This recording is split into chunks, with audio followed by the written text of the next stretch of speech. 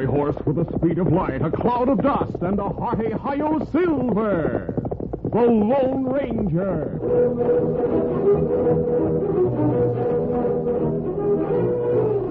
Before this exciting adventure, a word from our sponsor. General Mills, makers of Cheerios, the oat cereal that's ready to eat, Betty Crocker Mixes, and Wheaties, the breakfast of champions, present by special recording, The Lone Ranger. All over the country in every direction, how you doing is the question. And here's what the happy people have to say. Eating our Wheaties and doing okay. Hi there. This is the Lone Ranger speaking. Out here in the West, we have a couple of champions who are really doing okay. Champion Bob Maynard. He can grab a 1,000-pound steer by the horns and toss it to the ground like it was a 3-day-old calf. And bronc-busting champ Bob Burrows. The way he can stick on a mean, sidewinding bronc, you'd think he was glued to the saddle. They're both great rodeo champions and both eat Wheaties. Have been ever since they were youngsters. That's a good example to follow. Keep on eating your Wheaties and you'll be doing okay.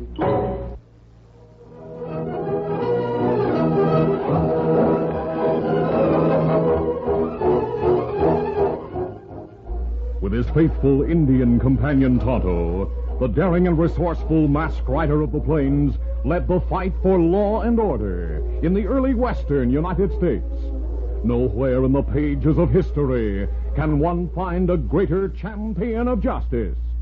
Return with us now to those thrilling days of yesteryear.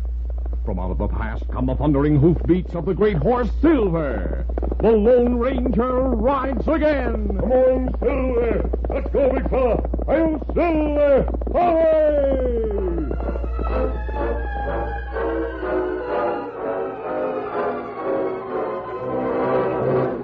Colonel Corliss at Fort Hobbs near the Mexican border walked the floor of his headquarters office as he spoke forcefully to Captain Lennox. I tell you, Captain, something has to be done, and done quickly. We must find the men who are smuggling rifles and ammunition to the Indians in this territory. Yes, sir. But so far, we haven't been able to find a trace of them. Yes, I know that. Red Feather may be gathering the tribes to move against this fort. We haven't enough men or ammunition to withstand a siege. I know that only too well. Captain, send another courier to Fort Tarrant explaining the situation. Tell them we need reinforcements desperately. Yes, sir. I'll send the dispatch at once. You might also mention the fact that rifles and ammunition are being smuggled to the Indians in this territory. Yes, sir. I'll send a dispatch that'll make them realize just what we're up against out here.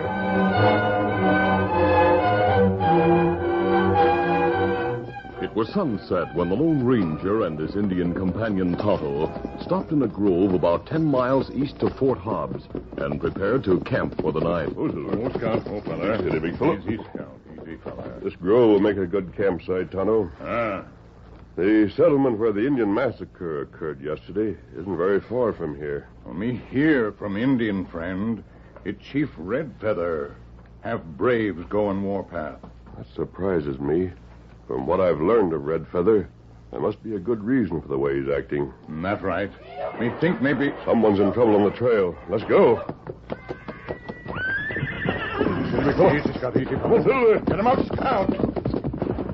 Fella coming this way. 3 Indians follow. Use your guns, Tonto. We'll drive them off. Indians turn. Leave. Yes, hold, Silver. Hold. Oh, fella, hold. Thanks for driving off the Redskins. They all... You're masked. Forget the mask, soldier. We're friends. Well, you saved my life, so the mask doesn't matter.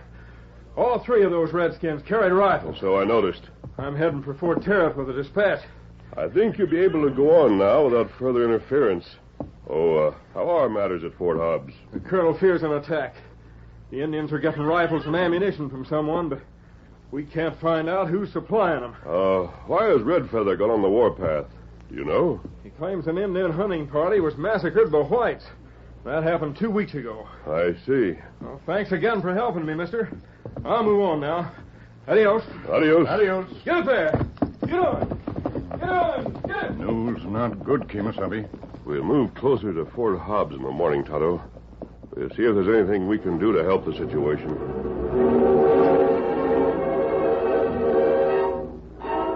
The following night in Hobbs City, the settlement just outside the fort, 2 men were in the cafe at a remote table.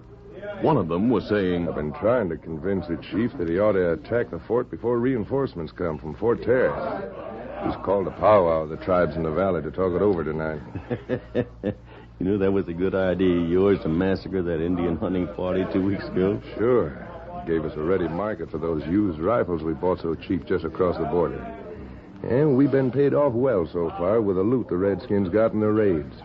You know, I was thinking maybe we ought to pull another incident to arouse them enough to move against the fort right away. There's plenty of gold in there, I reckon.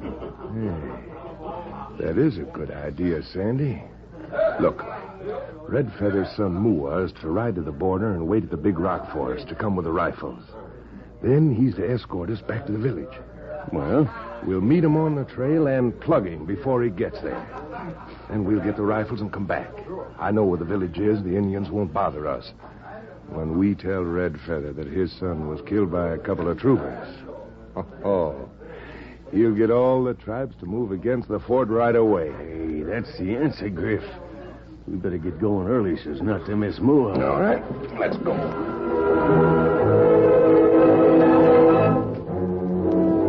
Meantime, the Lone Ranger and Tonto had moved into the hills near Hobbs City. They had just returned to a campsite they'd selected earlier after making a trip to the outskirts of the settlement. As the 2 men prepared to unsaddle Silver and Scout, they heard a shot from down the trail. That come from short way down trail. Yes, we'll go investigate. Maybe Listen. Sound like 2 riders. Yes, let's go steady. Easy, Scout, easy, fella. Come on, Silver. Get him up, Scout. Moon, plenty bright. That's a help. I think I see a figure lying on the trail, Tonto. That's right. He see horse and cider trail. Easy, Scout, easy, Scout. Easy, fella. Tonto, it's an Indian. Let me turn him over. Pulse is still beating. Kimasabi. Him son of Red Feather. Are you sure? Him name Mua. If he dies, it means plenty of trouble. We'll take him back to our camp and give him first aid.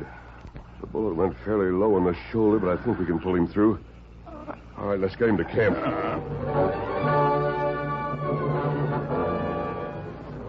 At the Lone Ranger's camp, Tonto, who was bending over the still unconscious Mua, suddenly straightened up, listening. Kimasabi. What is it, Tonto? War drums. You hear 'em?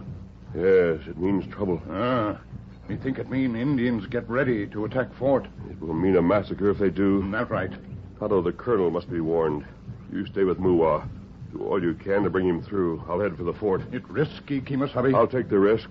I'll warn the men at the fort, then I'll come back here. We can make Mua pull through. It may be the one chance to stop the attack. The fort isn't far away, Tonto. I won't be gone long. Steady, big fella. Adios. Adios. Come on, Silver.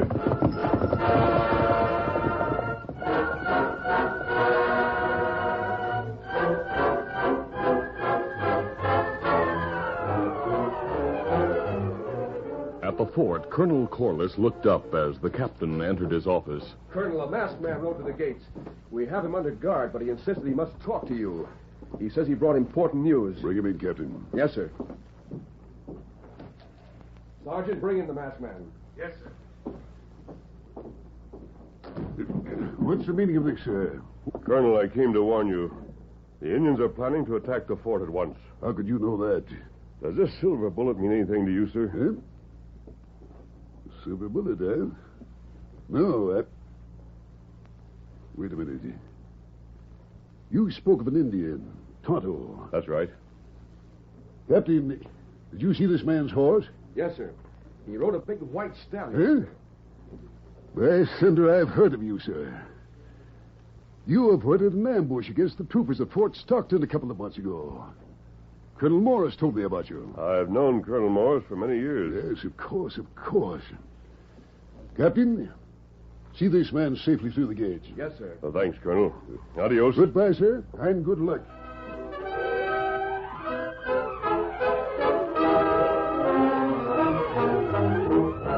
We'll continue our Lone Ranger adventure in just a moment. Say, kids, I bet your mothers remember when baking an angel food cake was a dreaded task. Well, it's a joy with Betty Crocker Angel Food Cake Mix. All the fine ingredients are right in the package, including the whites of 13 eggs and a special General Mills Angel Food flour. You just add water, beat, and bake. That's all for the highest, lightest angel food you've ever seen. In fact, it bakes up higher than any cake you can bake with the whites of 13 eggs. And so delicious. And there's no guesswork to turn out a perfect angel food every time. In fact, Betty Crocker guarantees a perfect cake. Angel perfect every time you bake. Cake after cake after cake. Absolutely perfect, or write General Mills, Minneapolis, Minnesota for your money back. And Betty Crocker Angel Food goes so perfectly with any one of your favorite summer ice creams. You'll want to have it often. Someday soon, ask Mom to bake up a perfect Betty Crocker Angel Food cake. A light summer dessert for the whole family.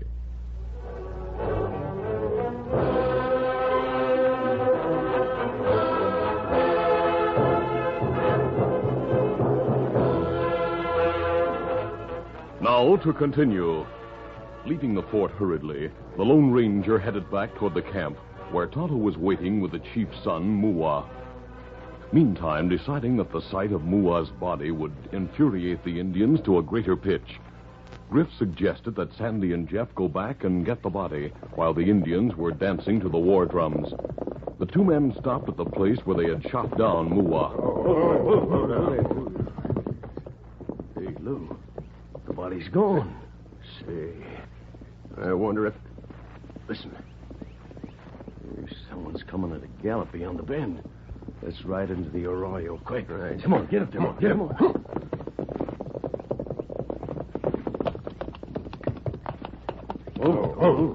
Easy.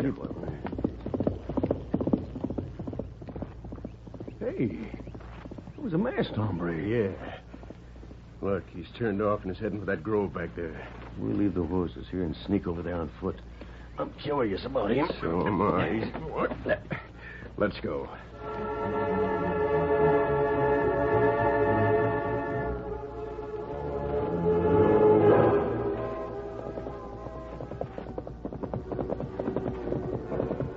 The Lone Ranger rode into camp and hastily dismounted. A moment later, he stood waiting beside Muwa as Tonto gave the wounded Indian a drink of water. The Lone Ranger asked, Has he said anything yet, Tonto? Him just come to. Oh. Him ask for water. Now maybe him able to talk. Muwa, you listen. Me, Tonto, masked man, friend. We hear shot. Find you on trail. Last night. We try plenty good medicine, make you better. Whole life to Tonto, friend. Do you know who tried to kill you, Muwa? Two paleface. Them get rifle for Red Feather. Them go for more. Muwa go to bring him to the village. Them meet Muwa on trail, then try to kill. I see. Kimasabi. Silver give a warning. Yes, he's looking off to the side. Help me pull Muwa behind that boulder. Quick. Me do it. See. There. Just in time. That shot came from among the trees over there. Two men run through trees. Maybe if you hurry, you'll catch them. Let them go.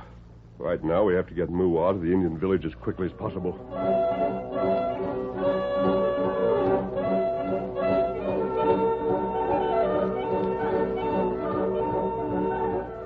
After replacing Muwa's bandage and making him as comfortable as possible on his horse, the Lone Ranger and Tonto set out with the wounded Indian for Red Feather's village.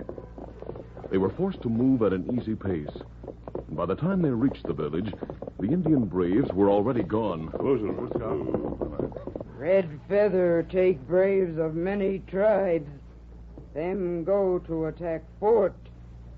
Pale faces tell 'em Chief Red Feather that Mua killed by 2 troopers. The men who brought the rifles wanted the Indians to attack the fort, Tonto. That's why they tried to kill Mua. That's right. Make Mua comfortable in his father's wigwam. I'll try to reach Red Feather before the attack begins. Adios. Adios.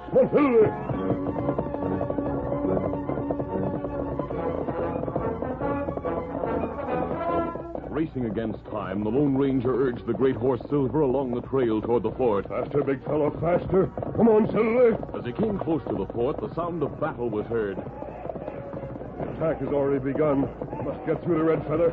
Come on, Silver.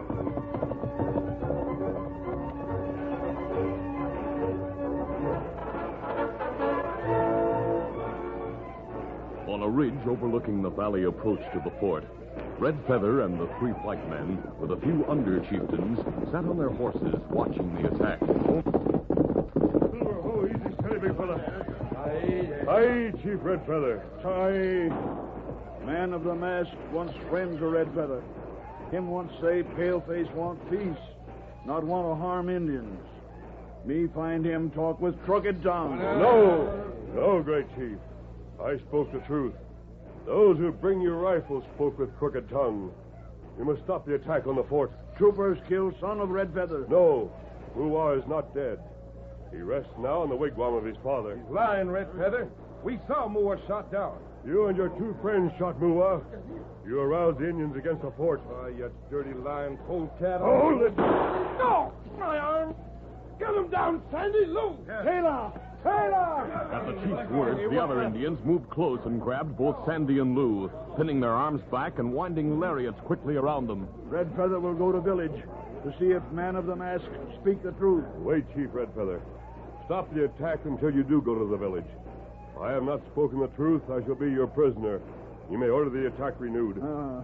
Maulete! Drums will call my braves from the attack. That is good, Red Feather. But if Mua not alive and at my wigwam, then the attack shall continue, and you shall die. Now we go to village. Hey!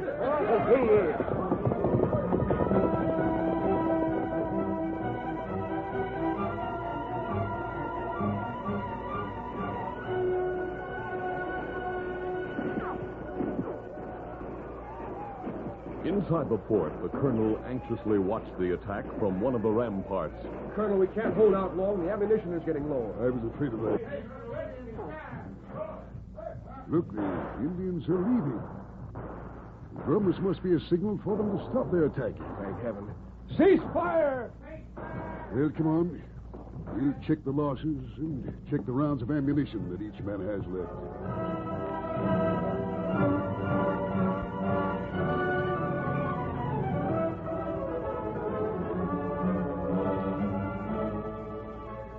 For an hour or more, all was quiet. The Indians had disappeared over the ridge, and the troopers waited tensely for a renewed attack. The colonel and the captain stood in the watchtower near the main gate, scanning the distant ridge. Suddenly, the captain pointed and spoke excitedly. Look, Colonel. A group of Indians are coming over the ridge now. We better start firing. Oh, wait. They're white men, those Indians. And they're carrying a white flag. I can't quite make out. Captain, the masked man is with him. Tell the men to open the gate. Yes, sir. Sergeant, open the gate. Yes, sir. Open the gate.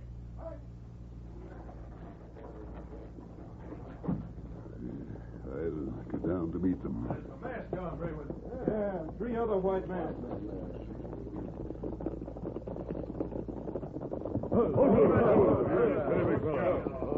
Red Feather and a few of the tribal chiefs have come to talk peace with you, Colonel. Braves of Red Feather on way back to Indian village. Them not attack anymore. Chief Red Feather has made a wise decision. But since you broke the peace treaty... Pardon me, Colonel. Red Feather was led to believe the treaty was broken by the white men. The son of Chief Red Feather told us everything. I don't understand. These 3 men whom we brought here as prisoners attacked an Indian hunting party 2 weeks ago and killed them all. They shot Red Feather's son and left him for dead last night. How do you know all this? Tonto and I found Muah, the chief's son, and attended his wound. Just before Red Feather and the rest of us left his village to come here, Muah told us he met these men on the trail to bring them to his father's village. Before they shot him, they boasted to Muah about killing the hunting party to start trouble. Masked friend and Tonto, fine son of chief. Use good medicine. Make Muah to live. Him say these palefaces shoot him. Them come to village later, tell Red Feather attack fort, get revenge. I still don't understand why they shot the chief's son. These 3 men had smuggled rifles to sell. They broke the peace between the Indians and the whites, then talked Red Feather into taking the rifles and paying them off in loot. That's right. Them think more soldiers soon come to fort. So them shoot Muah on trail and blame troopers. Them want Red Feather to attack fort, quick. So that's it. Captain, see that those 3 men are held for trial. Yes, sir. Take them away, Sergeant. Yes, sir. All right, come on. All right, hey, come on. Red Feather, you and your chieftains may go in peace. The Great White Father will understand why you went on the warpath. But if you go on the warpath again, you'll be severely punished. We leave now in peace. Red Feather not go on warpath again. It's good we have friend like man who wear mask. My friend, you saved the day for us. I'm eternally grateful. Thanks, Colonel Corliss. Our concern is the same. To bring about an understanding that will ensure peace in the West for all time between the Indians and our own people. We could use more men like you and your Indian friends here. Thank you. You have nothing more to fear. You're right, sir. I'm sure the reinforcements I sent for will come to augment my garrison. Well, Tonto and I must leave now, but we'll see you again, Colonel. Adios. Adios, my friends. There goes the finest example of American manhood I've ever met, Captain. Yes, sir. But may I ask, just who is that masked man, sir? He's our watchdog of liberty and justice in the West, Captain. He's the Lone Ranger.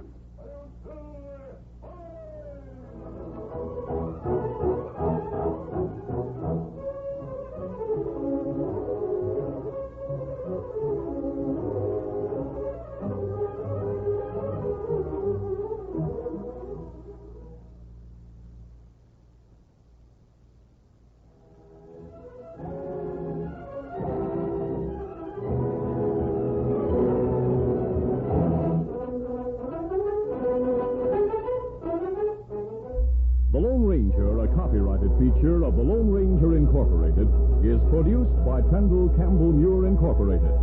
The part of the Lone Ranger is played by Brace Beamer. Your announcer, Fred Foy. Listen to The Lone Ranger, brought to you by special recording Mondays through Fridays at this same time. You've been listening to the OTR Gold Network. Find more classic radio at otrgold.com.